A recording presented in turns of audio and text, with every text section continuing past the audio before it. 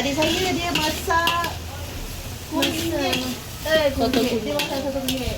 Tengok begitu sekali ya makanan dia. Kita nak, kita cuma nak masak biasa-biasa je. Cah kita cuma sambal udang. Sambal udang. Kalau tengok muka lah, muka dia terlalu cantik. Apa ni dengki lah, lemak. Kan sabotaj ni. Sikit lah air asam. Kedek lah. Sikit air asam lah. Tak payah. Awak tak bagi, tak payah. Tak payah. Pekat sangat nanti. Awak memang kan, awak tak percaya saya kan? Kita buang semua. Kita nak buang ni. Okey dah, sudah. Tu tak payah rasa-rasa lah. Benda tahu lah kan. Awak kira sudah. Awak kan boleh masak. Sekejap, garam belum tak. Sampai hati awak.